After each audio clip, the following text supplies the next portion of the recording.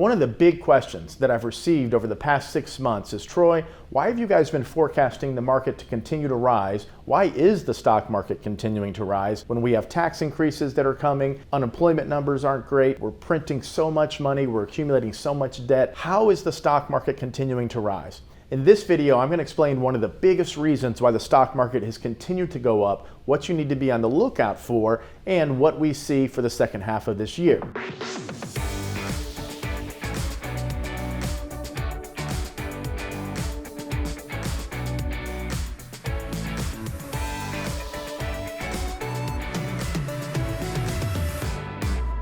Hi, I'm Troy Sharpe, CEO of Oak Harvest Financial Group, host of the Retirement Income Show, also a certified financial planner professional and certified tax specialist. So in order to understand why the market's been going up, first we need context. So the best contextual frame to put this in would be the 2007 to 2009 recession. The stock market took about 5 years to recover back then.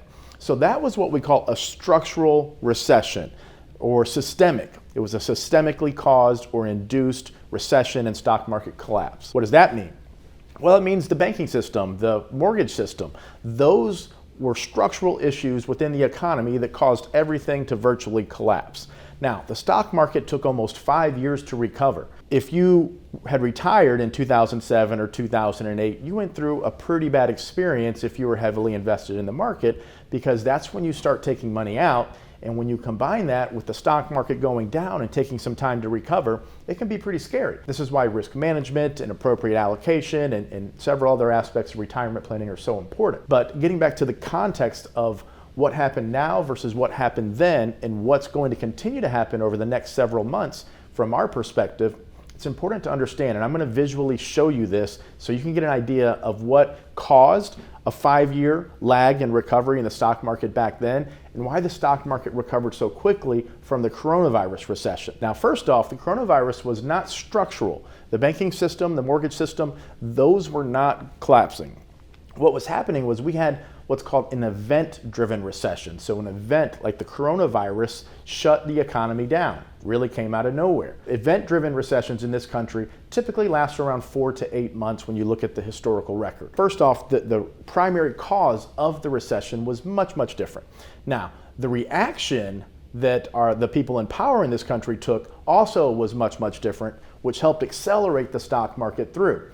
So we're going to show you this, but then we're going to relate it back to your retirement so you understand what to be on the lookout for when the stock market could possibly start to correct. Before we dive into this video, I do want to take an opportunity to address a recent rule that the SEC has passed.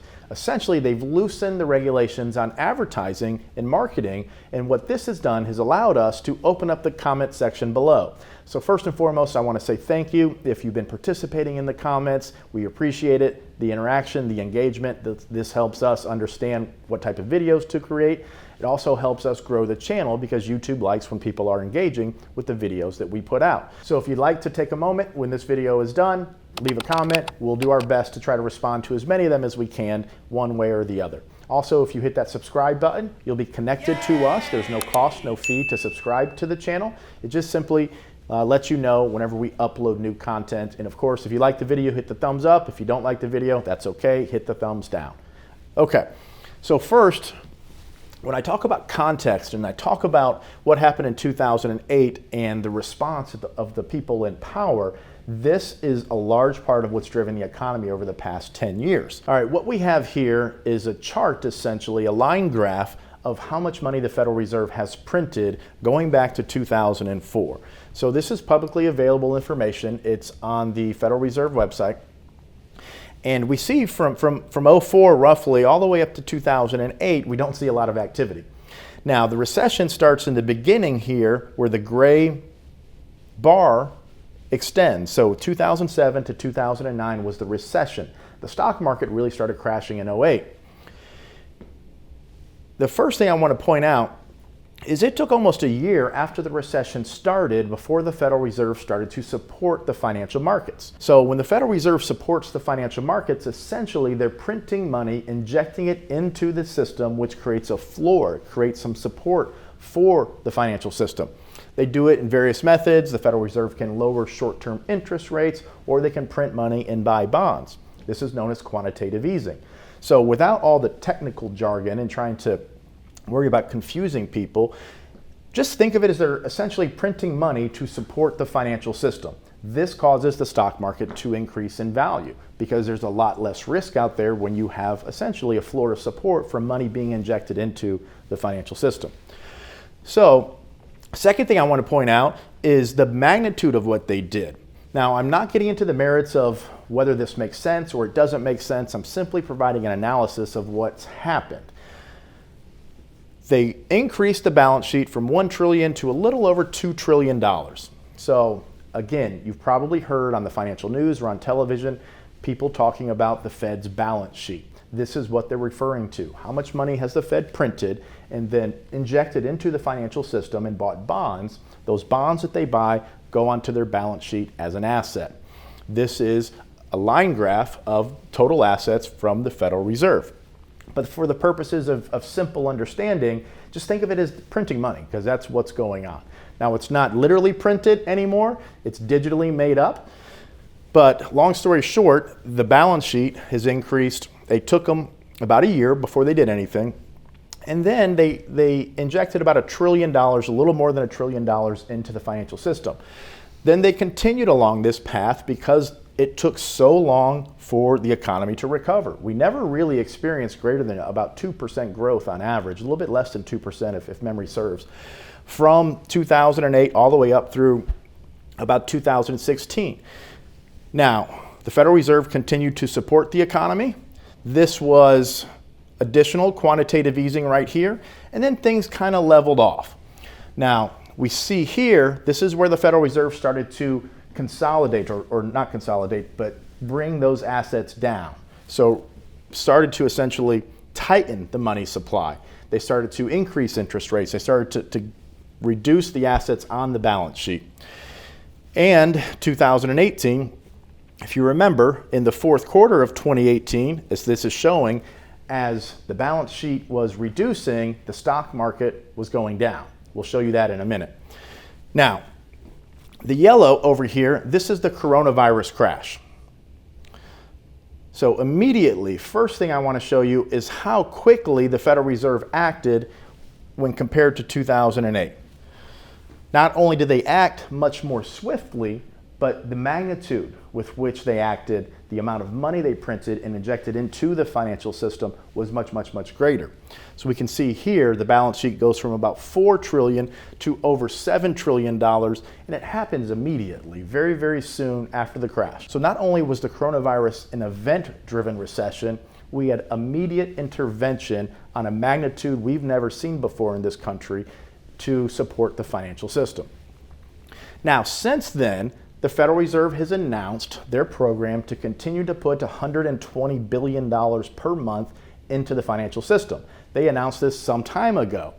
So when we've been talking about and forecasting what's the stock market going to do, there were a few things going on. First, we believe the vaccine was going to eventually come to market, be distributed, and herd immunity would eventually be reached. Number two, we believe consumer sentiment would improve as time went on.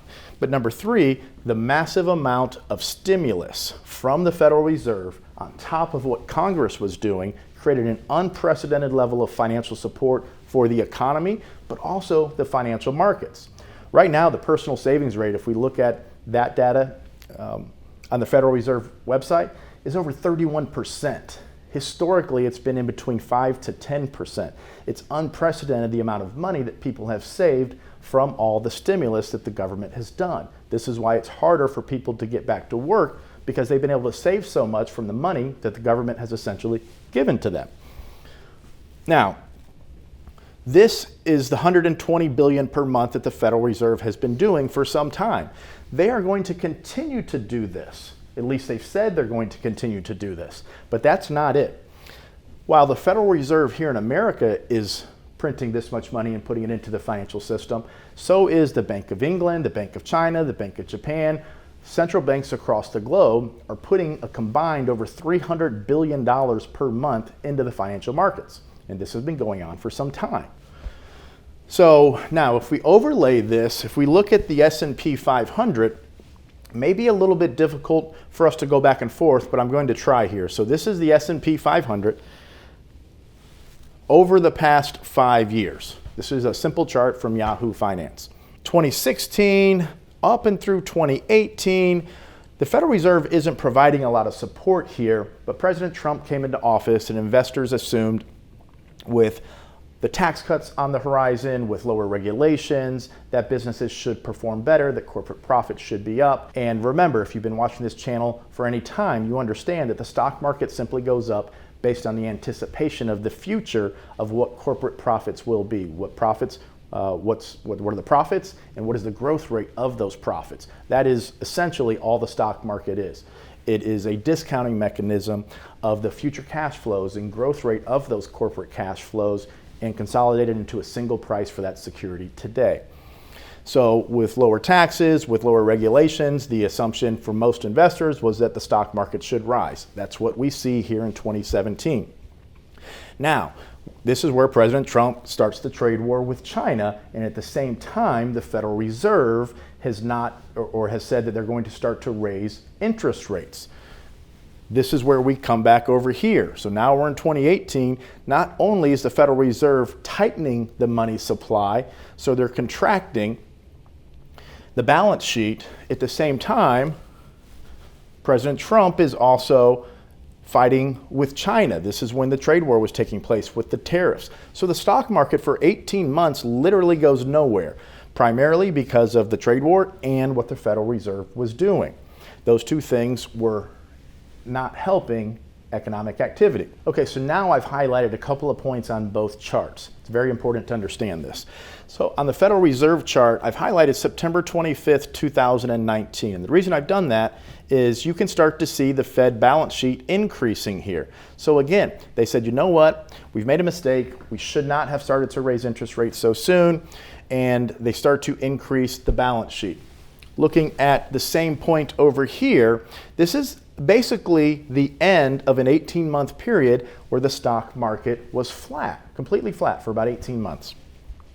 So the market says, you know what, the Federal Reserve is going to start being more accommodative. If you remember back to this time frame, they were negotiating with China as well. So most people believe that come the new year, that there would be at least phase one of that trade deal in place. So the market says, with the Federal Reserve being more accommodative, a trade agreement with China in place, we're going to start to go up. And the market started to go up, and 2020 was supposed to be an excellent year for the financial markets. Well, coronavirus, as you can see, changed that dramatically. Coronavirus happens. This is highlighted February 24th. We see right here, roughly February 19th is the beginning of the magnitude of what the Federal Reserve has done here. So, as you can see, they inject a ton of money into the financial system. The stock market rebounds, and it has continued to grow since then because the stock market knows that not only is the Federal Reserve putting $120 billion per month into the financial system, so are the other central banks across the world. So in a nutshell, the reason why the stock market has been continuing to go up and why it will continue to go up, in our opinion, is because so much money is being injected into the financial system to support it. Now, what do we need to be on the lookout for? Well, the June meeting from the Federal Reserve. So they are not going to stop putting money into the market almost certainly, but what we're going to be looking for is the language they use compared to the language that they used in previous meetings. And what does that mean? Well, if they start to say we're going to taper the asset purchases, or if inflation is becoming a concern and we're going to stop the quantitative easing that we've been doing. Now, they may not call it quantitative easing, they'll probably refer to it as asset purchases, but ultimately, the language that they use during the next June meeting will give us more guidance as to how long this will continue. Our belief is it will continue through 2021 and probably into 2022. There are some concerns long term. If we look at the national debt clock, so this is how much money do we owe as a nation. The money the Federal Reserve prints does count towards this number. $28 trillion. Now, it's such a large number, it's really unfathomable. But if I were to ask you, how long would it take you to count to just 1 trillion? If you counted 1, 2, 3, for every second you counted. To get to 1 trillion, not 28 trillion, it would take you 32,000 years. So a trillion is a very, very large number. Right now, we owe about 28 trillion of them. But if we scroll down here, only about 7 trillion of our debt is actually held by foreign countries, which means about 21 trillion of that debt we owe back to ourselves. Now, inflation is a concern, higher taxes are a concern. Obviously, down the road, a lot of these issues that have crept into the economy over the past 10, 15 years are going to have to be addressed. There's no doubt about that. When we look at our unfunded liabilities, so this is how much we owe in Social Security future debt. So based on life expectancies, based on the number of people to receive Social Security, we essentially owe $21 trillion just to fund Social Security. Medicare, over $32 trillion. The total U.S. unfunded liabilities right now, 147, almost $148 trillion. So where are we going to get this money from? That's a big, big question. But again, it's not a question for today or 6 months or 12 months or 24 months. It's a question for 20 years, 30 years, 40, 50 years. For today's video, what is the stock market going to do over the next 6 months, 12 months? Most likely the stock market is going to continue to increase in value because the Federal Reserve and the other central banks are going to continue to support the financial system. Okay, key points here. Let's summarize. The reason we believe the stock market will continue to go up is because of how much money the Federal Reserve and other central banks across the globe are injecting into the financial system, which essentially provides a level of support for the financial markets. Now, we want to pay attention to the language of the Federal Reserve and see how that language differs from past statements that they've made in effect to the amount of money that they're printing. So the asset purchases, what are their intentions with interest rates? When they start to consolidate the money supply, the most likely outcome is the stock market would start to go down. This does not mean we get out of the stock market. This does not mean we go to cash, especially if you're in retirement or if you're younger, especially either scenario. What it means is you simply need the portfolio to be positioned ahead of time based on your needs, your goals, and what you're trying to accomplish, and have an investment strategy that's built around your needs. That's how you protect yourself against these market fluctuations. If you just have overly aggressive or high income yielding investments, yeah, there's a good chance you're going to be hurt, financially speaking. But if you have a plan built around your specific needs and objectives, that means the amount of money that you have at risk subject to these isn't going to be life-changing. You'll still be able to, the goal is to still be able to continue your standard of living. So pay attention to the Federal Reserve's language, but we need to have a plan that protects us from these things happening. And then number 3, with the amount of debt that we've accumulated, up to 28 trillion now, in the unfunded liabilities, this is a lot of money. So taxes are going to go up, not just during this tax cycle, but in the future, we have to be concerned about higher taxes. Inflation, it's not imminent as far as significant inflation. Right now, what we're seeing in the economy is what we call more transitory inflation. It should wane towards the end of 2021, but I'm talking long-term inflation. What are we doing with our dollars today to make sure we're protecting ourselves against the longer-term effects of higher taxation and inflation, which are very possible outcomes of all this debt that we've accumulated to support the economy and also the financial system. There's always a link below you can click to have a conversation with one of our advisors and start down that process of making good decisions as far as optimizing the portfolio. If you liked the video, hit the thumbs up. If you didn't like the video, you can hit the thumbs down. That's fine with me. If you subscribe, it doesn't cost you anything. It simply keeps you connected to us. And if you hit that little bell icon, you'll be notified when we upload new content. So look forward to seeing you on the next video.